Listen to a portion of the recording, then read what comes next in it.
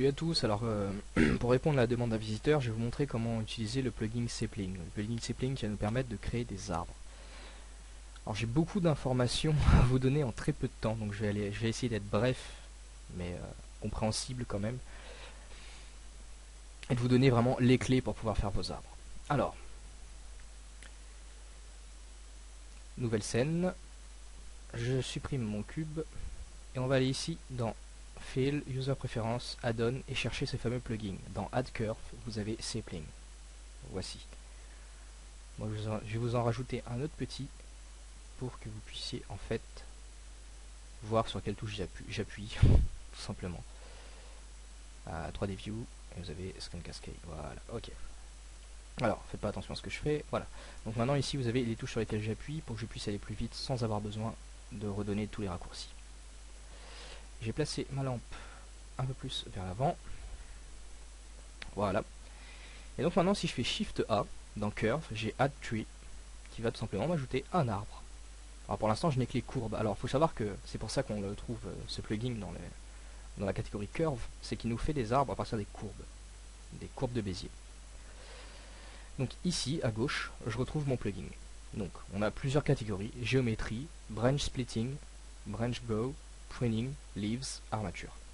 On va essayer de tous les voir et de voir comment paramétrer ce qu'on veut à l'intérieur. Première catégorie, géométrie. C'est là-dedans qu'on va déjà activer le rendu de nos splines. Hop, voici. Donc, toutes nos courbes sont rendues en 3D. La finesse du rendu, donc on a Bevel Resolution, qui va être le contour de nos splines. Voilà. Et Curve Resolution, qui va être sur la longueur de nos splines. Pour les arbres, habituellement, je peux laisser à 1 sans aucun danger. Déjà, ça va m'alléger ma scène 3D. Ce qui est pas mal. Et ça va pas spécialement me dégrader mon arbre. Donc voilà. Ici, j'ai Random Speed, c'est différents paramètres aléatoires pour générer l'arbre, tout simplement, qu'on retrouve sur pas mal de plugins, comme EVGen ou autres. On a Scale, qui est la taille de notre arbre, Radius Scale, qui est la taille du diamètre de l'arbre en général, parce qu'on a un ratio entre le diamètre de l'arbre et le diamètre des branches. Par exemple, on peut dire que le diamètre des branches ne fera que 20% du diamètre du tronc, vous voyez. Donc on a un ratio, en fait. Et justement, ce ratio, on le trouve dans Radius Scale Variation, pour pouvoir modifier légèrement le ratio. Mais le ratio en lui-même se trouve dans d'autres paramètres. Bref, retenez juste Scale, quoique Radius Scale, si vous avez besoin de changer la taille le radius des branches. Après, le Scale en lui-même, vous pouvez faire un Scale une fois que vous avez fini de générer votre arbre en appuyant sur S, tout simplement. Ensuite, on a Export Preset, parce que tout simplement, on peut créer différents types d'arbres et sauvegarder nos types d'arbres. Par exemple, on s'est débrouillé pour arriver à faire un sol pleureur, on est content, on le sauvegarde, on l'appelle sol pleureur. Ici on a preset name, on l'appelle sol pleureur, on l'exporte, c'est sauvegardé. Et on le retrouvera ici dans log preset. On en a 4 de fournis par défaut. On a celui-là, qui ressemble simplement à un gros sapin. On a celui-là que j'utilise beaucoup, donc qui est le deuxième, qui est CA Black OAK, que j'utilise beaucoup, qui ressemble vraiment à un arbre standard, que j'aime bien. Et on en a d'autres. Et en dernier, celui-là. Alors celui-là, j'ai pris beaucoup de temps à savoir à quoi il servait. En fait, c'est un sol pleureur. Je vous le montre très rapidement, qui est déjà fait. Parce que ça reste relativement chiant à faire un sol pleureur quand même. Donc là, par exemple, le radius scale me sert beaucoup, parce que ça me permet de réduire un peu la taille. Là, hop, résolution. Je l'augmente. Et ici, je le remets à 1. Donc là, je récapitule ce que je viens de vous expliquer. Et par exemple, si je vais ici et que je passe au niveau 3, je vais vous expliquer à quoi ça sert. Je vois qu'effectivement, c'est un sol pleureur. Donc voilà, c'est un petit sol pleureur qui est assez sympa. Si on n'a pas envie de refaire un sol pleureur, on est tranquille, quoi. Donc voilà. Donc nous, on va se contenter du CA Black OAK. Voilà. Qui a certainement un nom, mais je ne sais pas. On va faire un petit bevel, une résolution, donc comme je vous disais, de 2. Des fois, vous pouvez aller jusqu'à 4, mais ça sert à rien d'aller plus loin. Une curve résolution, cette fois-ci, de 1. Et on s'arrête là. On garde ce qu'on a ici, c'est très bien. Si on a envie de réduire un petit peu l'épaisseur de... le rayon, pardon, des branches, on peut très bien jouer un peu sur le radius scale. Voilà. On va passer tout de suite au prochain, qui est branch splitting, qui lui gère le nombre de branches en fonction des niveaux. C'est ça qui est assez qu'il faut comprendre. Si on ne sait pas ça, on ne comprend pas du tout pourquoi il y a autant de boutons. En fait, là, on a le nombre de branches au niveau 0. En fait, c'est le tronc. Mais il est à 0, pourtant on a bien des troncs, mais bon. Le nombre de branches au niveau 2, et là on voit qu'on est sur level 2, donc en tout j'ai 40 branches. Et le nombre de branches au niveau 3. 120 c'est beaucoup trop, sachant que le nombre de branches de niveau 3 vont être multipliés par le nombre de branches de niveau 2. C'est-à-dire que si j'ai 40 branches au niveau 2, j'aurai 40 fois le nombre de branches du niveau 3. Parce qu'en fait c'est par branche chaque niveau. Donc là je vais mettre 40. Voilà. Et passer au niveau 3 ici dans le level. Et on voit que j'ai des sous-branches qui sont apparues. Un autre niveau de ramification. Donc voilà. Après on peut très bien aller au niveau 4, mais on le fait rarement et je vous expliquerai pourquoi. Donc je vais mettre par exemple 5 branches du niveau 4, donc 5 fois 40 fois 40, vous voyez, on va très loin après sur le nombre de branches totales. Donc voilà. Donc voilà pour le branch splitting, donc les branches. Ensuite on a split angle, qui va être l'angle, quand les branches vont se diviser, quel angle on va leur forcer d'avoir. Là par exemple on a 10 degrés, vous voyez. Donc on est sur 10 pour chaque niveau. On a down angle et rotate angle. J'y toucherai rarement à ces deux-là. Et à vrai dire, je ne saurais pas vous expliquer de façon simple, on va dire, sur quoi ils influent. Mais en jouant avec, vous allez comprendre très facilement. Donc voilà, on va revenir au niveau 3, même au niveau 2, c'est très bien. Et ensuite, on a branch radius ratio. Et c'est ça, ce fameux ratio qui dit que la branche de niveau 2 fait uniquement 50% du radius de la branche du niveau 1. Je vais vous montrer, j'ai passé au niveau 3 par exemple. On voit que la branche du niveau 3 est très fine par rapport à la branche du niveau 2. Si je diminue ce ratio à 0, je donne aucune démarcation entre la branche du niveau 2 et la branche du niveau 3. Je vous le montre. Voilà. Donc là j'ai une branche de niveau 3 qui a le même rayon qu'une branche de niveau 2. Voilà à quoi sert le ratio en fait. Et en augmentant, vous allez pouvoir jouer sur ce fameux ratio. Donc voilà, base split c'est le nombre de fois où vous splittez le tronc, donc là 2 fois. Si on regarde de plus près, on voit effectivement que le tronc est splitté même plus de 2 fois bizarrement. Mais bon, en théorie c'est ça. Et base size, donc la taille de la base, donc du tronc. Enfin de la base même de chaque branche, ça me semble. Si je vais mettre 0,5 par exemple. Ouais non, c'est bien ça. Bon, évitons de toucher à ce genre de choses. Hein. On va se contenter des paramètres que je vais vous montrer qui suffiront largement. Donc voilà, on est sur du niveau 3. On va rester sur le niveau 3, c'est très bien. Et on va passer au prochain, qui s'appelle donc Branch Grow, pardon. Désolé pour l'anglais. Celui-là va gérer la taille des branches de chaque niveau et les angles aussi, la courbure des branches de chaque niveau.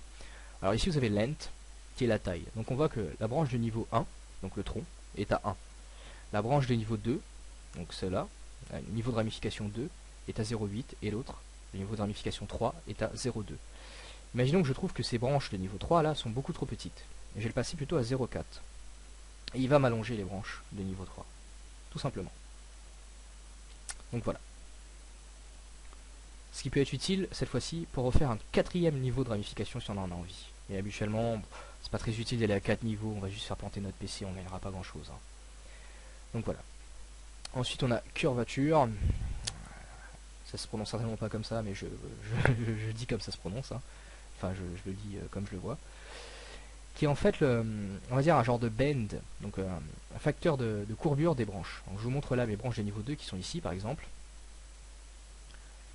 Si ici dans le niveau 2 je lui mets 50 par exemple, hop, vous voyez, j'ai courbé vraiment, forcé mes branches à aller dans le sens, j'ai forcé mon niveau 3 à aller dans le sens du niveau 2, tout simplement. Donc voilà, donc 0, pour le laisser indépendant c'est très bien 0. Et back curvature, je vous laisse voir, vous allez voir en jouant avec, vous voyez tout de suite. Et ensuite vous avez taper. Taper c'est quoi? Taper ça porte le nom d'un modifieur d'ailleurs, qui va en fait transformer un tube en cône. Donc vous voyez là mon taper de ma branche, de toutes mes branches d'ailleurs, sont à 1, donc au max. Si je diminue ma branche ma ramification de niveau 3 à 0, donc je mets pas de taper du tout, vous voyez que j'ai des cylindres à la place de mes branches. Donc voilà ce que c'est que taper. Donc je peux jouer sur fermer plus ou moins mes cylindres. Donc voilà, le maximum étant 1. Et habituellement on le laisse. Je sais même pas pourquoi ils ont mis ce paramètre. Si on a envie de faire autre chose que des arbres, je sais pas.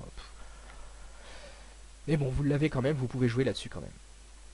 Donc voilà. Ensuite vous avez Curve Résolution, mais cette fois-ci, comme dans Géométrie, mais cette fois-ci pour chaque niveau de ramification.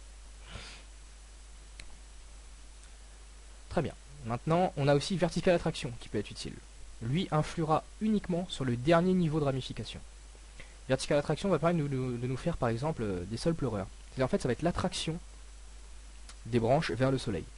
Donc par défaut, si cet arbre semble crédible, c'est parce que toutes les branches vont aller tendre vers le soleil, vont chercher la lumière, comme en vrai. Si je mets Vertical Attraction à 0, mon arbre est beaucoup moins crédible. Vous voyez? Et encore plus loin, et là ça peut être crédible par contre, si je fais un sol pleureur, je vais mettre Vertical Attraction à -1. Donc ils vont plutôt tendre vers le sol. Et là on peut aller jouer sur autre chose, par exemple augmenter la taille de ce niveau de branche à 0,8. Bon, c'est un peu abusé quand même 0,8 là pour le coup. Mais bon, vous comprenez un peu le principe. Donc je vais le laisser comme il est, donc à 0,2. Donc là je récapitule, hein, length j'ai 1, 0,8, 0,2, le 0,4 on s'en fout, de toute façon on passe pas au niveau 4. Et Vertical Attraction, on va le mettre à 1. Très bien. Donc voilà pour Branch Glow. C'est pour jouer sur la forme, ou plutôt l'attraction ou la géométrie de chaque niveau de branche. Et Branch Splitting, lui, joue plutôt sur le nombre de niveaux qu'on veut. Ensuite, on a Pruning. Pruning, lui, va contraindre une forme à notre arbre en entier. Je l'utilise très rarement, mais je peux vous montrer comment ça marche. Là, j'ai prune. Si je le coche, vous voyez, voilà. Je vais avoir une courbe, encore une fois, qui va me donner la forme que je veux contraindre à mon arbre. Donc je contrains effectivement cette forme un peu arrondie sur tout l'arbre. On voit tout le haut, bien contraint. Bon là après on rentre vraiment dans du paramètre un peu plus complexe. Donc moi je vais juste vous montrer les bases pour pouvoir faire vos arbres tranquillement. Donc on va pas aller sur Pruning. Hein. Puis on a Leaves. Leaves va nous permettre simplement de générer des feuilles. En cochant Leaves, Show Leaves, on va voir les feuilles. Voilà. Donc nos feuilles sont très petites là. Hein. On a l'impression qu'il n'y en a pas assez. C'est pas qu'il n'y en a pas assez, c'est qu'elles sont petites. C'est pas un problème. Ici on a Leaf Scale. Donc on va pouvoir augmenter la taille de ces feuilles. Ensuite on a Leaf Scale X. Alors pourquoi? Parce que là on voit que le type de feuille, on est en hexagonal. C'est-à-dire qu'on a déjà une forme de feuille. Si on a un arbre qui est en fond d'écran, en fond de scène qu'on ne voit pas trop, on peut se contenter de garder cette forme et de mettre juste une couleur verte sur ces feuilles. Et on y verra que du feu. Par contre si on a un arbre qui est vraiment au premier plan, qui est vraiment le centre de notre scène, on va plutôt passer en rectangular, où il va nous créer des rectangles, et coller des photos de feuilles sur fond alpha dans ces rectangles. C'est ce que nous on va faire. Alors pour ça on va donner une forme rectangulaire à ces feuilles, c'est pour ça qu'on a le paramètre Leaf Scale X. En descendant ça, on va regarder cette feuille par exemple, celle-ci, on voit que j'en fais vraiment un rectangle. Voilà. Donc on va passer à Leaf Scale X à 0,5 à peu près, ou 0,48 c'est très bien. Et Leaf Scale Total, bah après c'est en fonction de la taille de votre arbre, hein. Je sais pas si vous avez joué avec les paramètres. Et ça nous donne à peu près ça, voilà. Ensuite on a Leaves Bend, qui lui va nous courber nos feuilles en fait, va nous les plier. Donc si j'augmente, on voit que je les plie un peu. Donc ça nous permet de gérer vraiment la façon dont les feuilles sont distribuées. Hein. Donc voilà, tout simplement. Bon je vais le laisser à 0 moi honnêtement, voilà quoi. Ça ne me chagrine pas plus que ça. Petit détail pour la distribution des feuilles, il faut savoir que les feuilles se distribuent uniquement sur le dernier niveau de ramification. C'est-à-dire que là dans Branch Splitting, si je suis passé à niveau 3, c'est pas pour rien. Parce que si je reviens au niveau 2 uniquement, bah, il va essayer de distribuer mes feuilles sur les grosses branches. Et on va avoir ces problèmes-là. Des feuilles qui vont être à l'intérieur des branches. Et surtout on n'aura pas beaucoup de feuilles, puisque ces branches-là sont très très grandes. Donc on passe au niveau 3, et cette fois-ci il nous distribue les feuilles sur le troisième niveau uniquement. Alors pourquoi est-ce que je disais qu'un niveau 4 n'est pas très utile? Parce que vous voyez, si j'ai passé au niveau 4, il va nous créer donc un niveau de ramification dans le niveau 3. Et surtout, ce dernier niveau va être le seul qui aura des feuilles. Donc regardez. Voilà. C'est plus crédible du tout. Donc après, tout dépend de ce que vous voulez comme type d'arbre. Des fois, ça peut être utile, je ne sais pas. Mais en tout cas, nous, on va se contenter d'un niveau 3. Voilà. Notre dernier niveau de ramification. Très bien. Donc voilà pour notre arbre. Maintenant, on a armature. Armature, je vais vous l'expliquer sans le faire, parce que c'est quelque chose qui utilise énormément de ressources, et pour pouvoir mener mon tutoriel jusqu'à la fin à bien, je ne vais pas l'utiliser, pour éviter que mon PC plante tout simplement.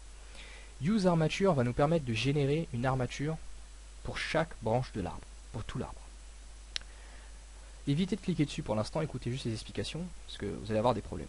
Quand vous cliquerez là-dessus, vous avez l'impression d'avoir cliqué sur rien. Surtout cliquez sur rien d'autre, ne bougez pas, laissez votre PC faire. Il va certainement prendre 2 à 3 minutes à vous cocher Use Armature. C'est le temps de calcul qu'il lui faut. Évidemment, plus vous avez mis de branches, et plus ça va prendre de temps, moins vous avez de branches et moins ça prendra de temps. Ensuite ici vous avez Armature Animation. Il va aller jusqu'à vous générer une animation pour votre arbre. Alors cette opération prendra encore plus de temps. Il y a de fortes chances pour les PC les moins puissants que Blender plante. Ici vous avez Wind Speed, qui va être la force du vent. Habituellement je le mets à 1, ça suffit largement. Et Frame Rate, qui est le nombre d'images par seconde qu'on va utiliser. Donc dans les paramètres de rendu ici j'ai les FPS, on est à 24. Donc on va renseigner 24 là-dedans, pour avoir une belle simulation. Et en théorie, après vous faites Alt A et votre arbre s'anime. Je vous le fais pas parce que ça prend énormément de temps et j'ai vraiment beaucoup de risques de planter. Mais c'est vraiment la dernière étape de la création de l'arbre et l'étape la plus instable honnêtement. On attend vraiment une bonne mise à jour là-dessus parce que c'est une étape très très instable. Donc voilà pour la création de votre arbre. Maintenant, comment est-ce qu'on va texturer tout ça? Alors, j'ai bien placé ma caméra. Voilà, on va se contenter de ça. On va commencer par le tronc. Alors à savoir que quand vous avez créé votre arbre, vous créez en fait deux objets, les branches et les feuilles. Ce qui nous arrange vraiment pour faire les textures. Donc on va commencer par le tronc. On va faire un matériau, qu'on appelle comme on veut. On va appeler ça tronc, mais en réalité ça influe sur toutes les branches même. On peut appeler ça branche, allez soyons fous. Quelques petits problèmes pour écrire moi. Voilà. On va directement charger une image. Alors je vais voir si je peux me permettre de vous mettre cette image sur mon site en téléchargement, comme ça vous l'aurez. En fait, ce sera tout simplement une texture seamless d'écorce que vous pouvez trouver sur des sites comme CG Texture. Alors seamless, ça signifie qu'on peut la dupliquer autant horizontalement que verticalement. On ne verra pas le bord de l'image. Donc j'ai souvent employé ce genre de terme. Donc voilà. Montrons.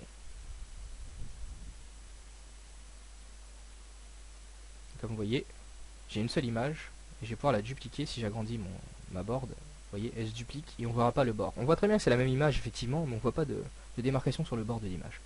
Ça signifie que c'est une seamless. Donc sans couture. Donc une fois que je l'ai chargé, j'en ai vu sur internet qui s'amusaient à faire des coutures dans chaque branche. Alors déjà ça prend un temps fou et surtout c'est extrêmement inutile. Tout simplement parce que Blender sait comment déplier une courbe. Ce sont des courbes, ça, rien d'autre. Et Blender sait très bien comment déplier une courbe.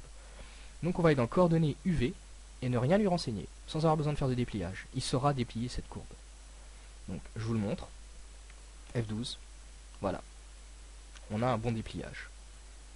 Alors j'ai juste transformé ma lampe en soleil pour être tranquille. Histoire d'avoir un éclairage homogène partout. On va rediriger peut-être les rayons du soleil vers mon arbre. Ça sera plus judicieux. Voilà.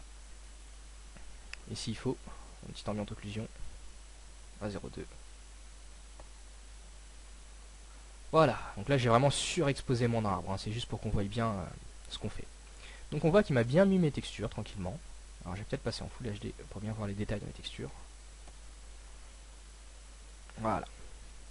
Il m'a bien posé ma texture à l'intérieur. Et surtout bien déplié. On ne voit pas de démarcation, si vous voulez, entre les différentes branches. C'est vraiment bien texturé. Après, ma texture est peut-être un peu petite. Alors pour ça, je vais aller donc sur les matériaux. Et ici, en fait, dans les matériaux, dans la texture, j'ai dans Mapping la taille. Et en augmentant tout simplement cette taille, ou en réduisant, pardon, si je mets 0,5 en X, 0,5 en Y, en réalité je vais doubler la taille de ma texture. Alors, je vais changer de channel pour que vous puissiez voir la différence.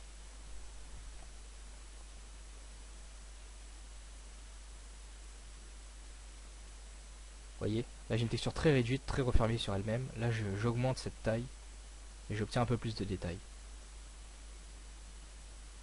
On va être fou jusqu'à passer à 0,1 pour chaque. Voilà. C'est peut-être trop 0,1. Voilà. J'obtiens vraiment tous les détails de ma texture. 0,2 en fait c'est mon paramètre. 0,2, 0,2. Je ne fais pas de rendu, j'ai plutôt confiance. Bon allez, on va faire un petit quand même. Voilà. Donc je tiens un très bon dépliage là cette fois-ci de ma texture. Je peux gérer la taille de ma texture. Donc comme vous voyez 0,2 c'est très bien. Voilà. Maintenant, autre chose, c'est qu'un spécular blanc sur un arbre, ça n'existe pas. Donc on va aller dans les matériaux. Le spécular, on va le passer plus en orangé. Plutôt foncé. Après, à vous de voir comment vous mettez ce que vous voulez. Moi, vraiment, j'y vais au hasard, en baissant l'intensité à 0,2. Et l'hardness à 30. Ou pas trop à 30. Voilà. On va foncer un peu ça quand même. Voilà. Donc je vais faire un petit F12. Ça va me donner ça. Un peu plus crédible. C'est pas du blanc que j'obtiens sur l'arbre maintenant, c'est de l'orange. Donc voilà. Maintenant, on peut s'amuser à mettre un petit peu de relief si on veut dans ce tronc. Dans la texture, donc, image influence, on va cocher normal. On va le laisser à 1 pour l'instant. Voir ce que ça donne. J'ai créé un autre slot pour voir la différence. J'ai passé normal à 2.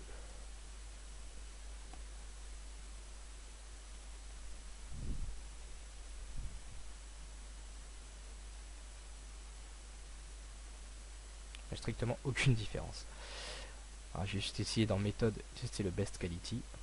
Voilà, normal à 5 s'il faut.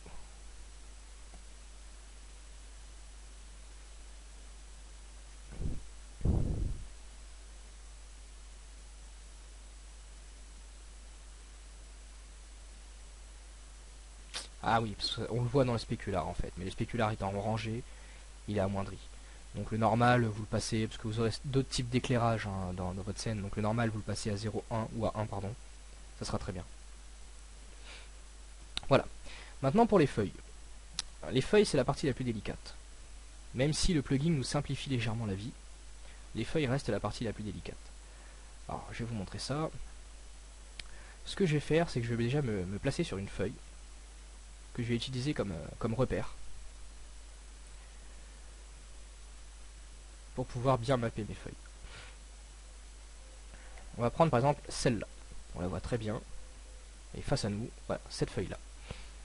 Donc pour être tranquille, pour mapper mes feuilles, déjà j'appuie sur N et ouvrir dans Display, passer en mode GLSL.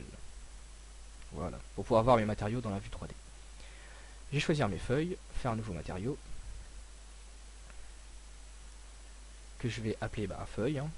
On va être original. Dans les textures, je vais faire une nouvelle texture de type image et aller chercher une image de feuille sur fond alpha, donc sur fond transparent. Alors des travail tuto, donc comme ceci. Voilà. Show alpha pour voir la transparence et pré-multiply pour enlever ce liseré blanc qu'on a là. Voilà. Maintenant dans les matériaux, donc on voit là notre feuille, on la voit très bien. On va mettre transparency alpha à 0 et specular à 0. Dans la texture cette fois-ci, on va cocher alpha et on voit qu'il nous garde la texture en couleur et le fond alpha en transparent. Et un petit normal aussi, pourquoi pas, à 0.5, c'est très bien. Maintenant, dans le spécular, on va lui mettre plutôt un petit orangé, très très léger. Pareil à 0, ouais, 0.3, 0.2, 0.25 c'est bien. Et hardness à 30. Voilà. Et un petit peu de transluance. 0.2 par exemple, très peu. Dans shading. Donc voilà, on a bien configuré nos feuilles. Donc là on a le matériau feuille qui est bien fait, sans aucun problème, on a notre feuille. Donc là si on regarde une petite Suzanne en feuille, ça donne ça. Donc voilà. Maintenant le tout c'est de bien la mapper maintenant. Sans surtout pas aller dans les dépliages UV. Parce qu'il y en a qui vont se dire on va gagner du temps à aller dans les dépillages UV. C'est ce que je me suis dit moi aussi, c'est vrai qu'on est censé gagner du temps, mais on va perdre un temps fou en réalité, parce qu'il y a trop de plans à mapper. Vous avez des risques que votre PC plante. Donc ici, je vais passer en texturé. Et je vois les textures de ma feuille. Je vois surtout que j'ai pas assez de lumière sur la feuille que j'ai choisie. Ça me dérange légèrement quand même, hein, mais bon. Donc quand je me mets en texturé, voilà ce que je vois. Autrement dit, pas grand chose, parce que je n'ai pas encore fait de mapping. Donc dans Image ici, je vais dans Mapping, et automatiquement le plugin m'a créé un... Le plugin pour faire l'arbre m'a créé un dépliage pour les feuilles. Donc ici je mets UV, et ici j'ai Leaves UV. Je le coche. Maintenant, vous voyez ma feuille qui est ici. On va faire en sorte qu'elle tienne dans le rectangle. J'ai regardé cette feuille là, moi.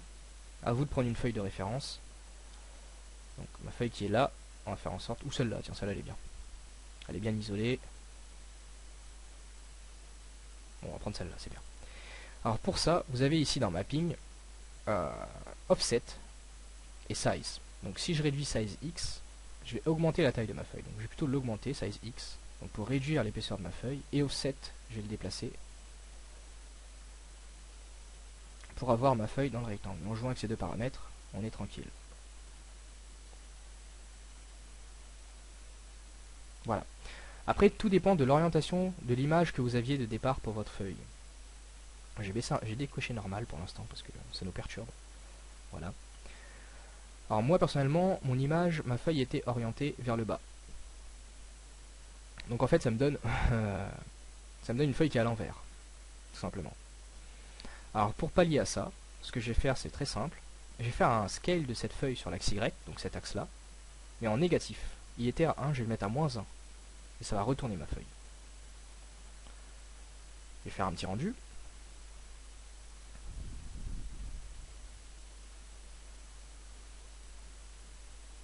Et voilà, tout simplement.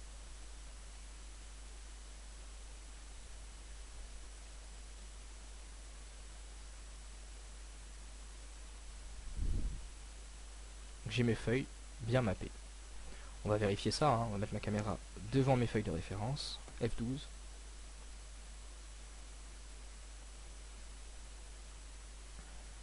Et on voit effectivement que mes feuilles sont bien mappées.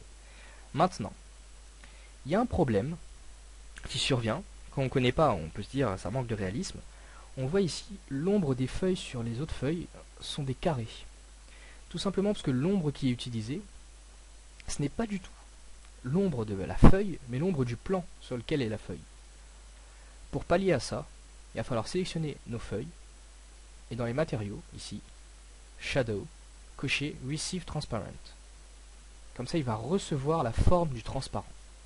On essaye, F12. Et voilà. J'ai des ombres de feuilles. Pardon, j'ai des ombres de feuilles en forme de feuilles. Et là, je gagne en réalisme. Maintenant, on voit que nos feuilles ne touchent pas les branches. Nos feuilles flottent un peu. Alors ça, on peut le voir même ici. On peut le gérer avec l'offset en Y. C'est une question de bien caler les feuilles après, hein. Donc, voilà.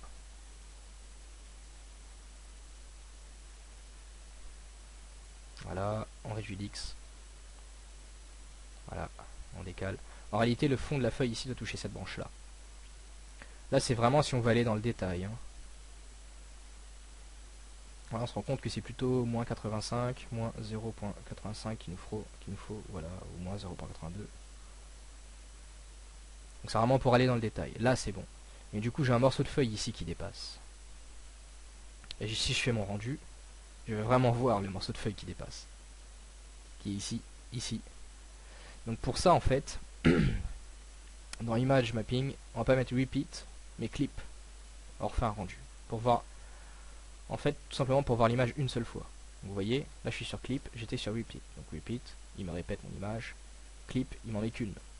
Le problème maintenant, c'est qu'on ne sait pas laquelle de ces feuilles qui a été dupliquée est la vraie feuille. La feuille originale. Donc on va faire un rendu, voir. Donc ça va, nous ça tombe très bien.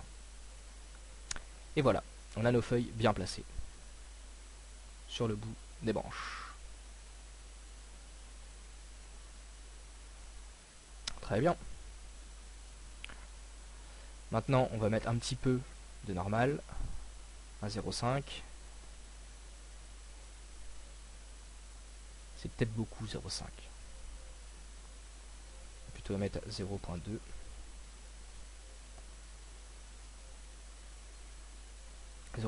Ici, bump mapping method best quality. Parce qu'on part vraiment d'une image et pas d'une bump map. Donc voilà.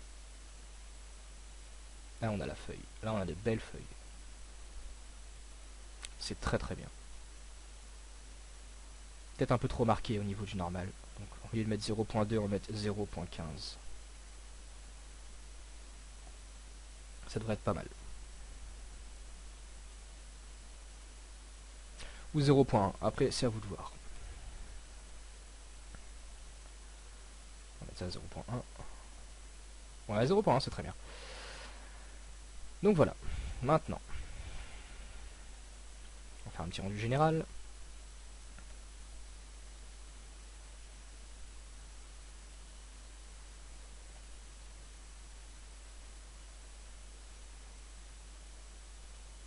F12.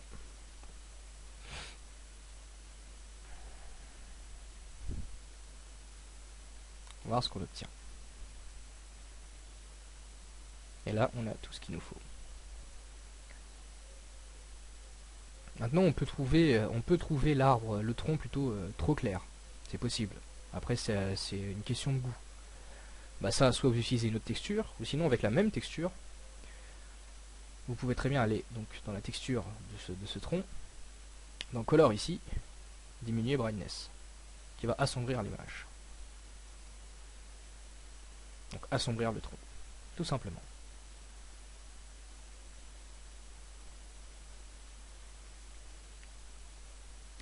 Donc voilà. Maintenant un dernier petit détail que moi j'aime bien ajouter. Alors dans le soleil je vais lui mettre un sky quand même, voilà, pour être tranquille. Je vais mettre ça 50%, ça, ouf, ouais, ça sera très bien. F12, hop. Je fais mon rendu. Donc j'ai mes feuilles. Il se trouve que là j'ai pas beaucoup de feuilles. Je fais un rendu. Donc effectivement j'ai pas beaucoup de feuilles. Donc ça aurait pu se régler de deux façons différentes. Soit augmenter la taille des feuilles, donc le scale des leaves. Mais là on aurait eu beaucoup trop d'interpénétration entre les feuilles. Ou tout simplement d'augmenter le nombre de branches de niveau 3. Parce que c'est les branches de niveau 3 qui possèdent les feuilles, tout simplement. Donc voilà. Mais si vous avez beaucoup de feuilles, ce qui rend très très bien, enfin à mon sens, c'est de passer la translucence. Là déjà on l'a passé à 0,5 il me semble. À 0,2. De le passer à 0,5 ou carrément à 100%.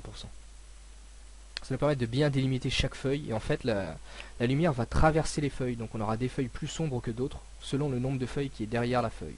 Enfin bon, en gros c'est ça le principe. Donc voilà. Voilà pour comment créer un arbre, pour l'animer. Bon, je ne l'ai pas fait devant vous, mais je vous l'ai expliqué. Donc il suffira de cocher et d'attendre, il faut s'armer de beaucoup de patience. Donc j'espère avoir pu vous aider, et puis à bientôt pour un nouveau tuto.